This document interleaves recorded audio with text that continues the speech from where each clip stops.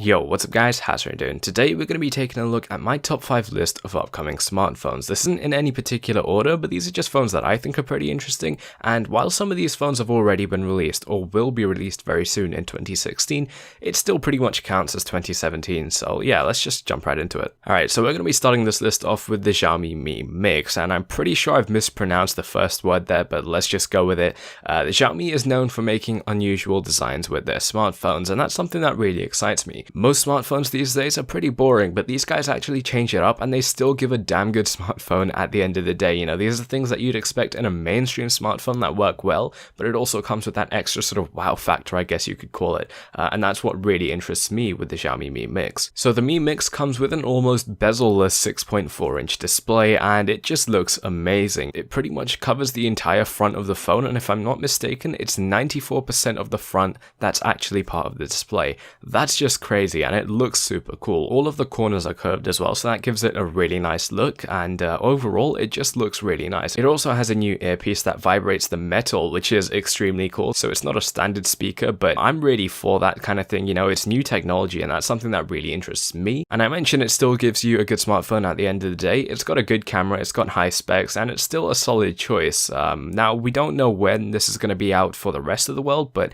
especially in China, it's already out, and it will be hitting the US and UK and other places like this very soon. So number 2 on my list is the Galaxy S8, and hear me out here because I know this will start up some flair, but we all know they messed up with the Note 7 and they really lost a lot of reputation that they established over the years to, you know, be one of the best companies that we see in terms of smartphones. They need to rebuild that now, and with the S8 there are rumors of the base model being curved with its display, which is really cool to see. Before there was a special variant of that with the S7 that obviously didn't have the curve, but now this is going to be a base model thing, so you're getting extra value. There are also leaks of this curved display being 4K, which is extremely cool. It's a very high resolution, probably too much for a phone, but there are leaks of that. And it's also going to be coming in with Samsung's new Exynos chipset. I'm pretty sure I said that wrong, and again, another wrong pronunciation here, the Mali G71 GPU. This new chipset and GPU is going to come together for a very good experience with VR, because this is something that phones are pushing more and more recently, and I think that's really cool. It's obviously going to come with a Gear VR headset like usual, and yeah, Samsung is known for having a good phone, you know, good cameras, good performance. It's going to give you a very smooth experience, something reliable, and it's expected to launch on February 28. Alright, so moving on to the OnePlus 4. Alright, so I'm sure that a lot of you guys know what the OnePlus series is, and the OnePlus 3 was a huge hit in the budget smartphone market. These phones pretty much tick all the boxes. It's one of the safe smartphones. There's nothing crazy about them. They just do everything right and they do them fine. You know, average battery life, average camera, pretty good performance. There's nothing special to them. It's just a solid choice that if you don't want to be let down by anything, you just want a phone that works and you're on a bit of a budget, the OnePlus 4 is what you want to look at. So number 4, we've got the Huawei Mate 9.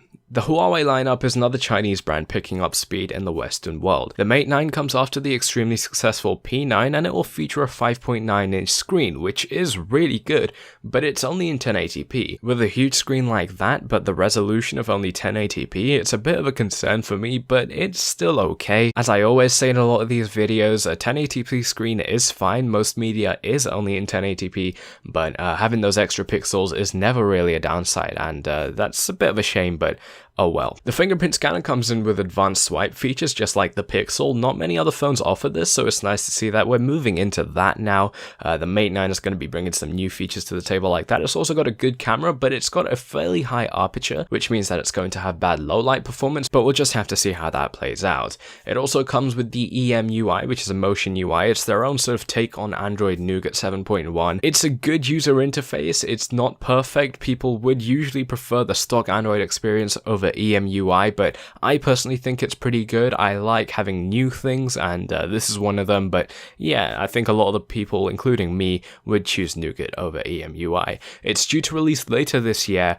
No official release date, it's different in different countries, but yeah, that's what we're looking at. Alright, so last on my list of top 5 upcoming smartphones of 2017 is the LG G6. Now, I usually have an LG G something on my list pretty much every year because they bring new things to the table, and yeah, they're just a solid choice after all of that anyway. Now, the G6 is rumored to leave out that modular battery design from the G5.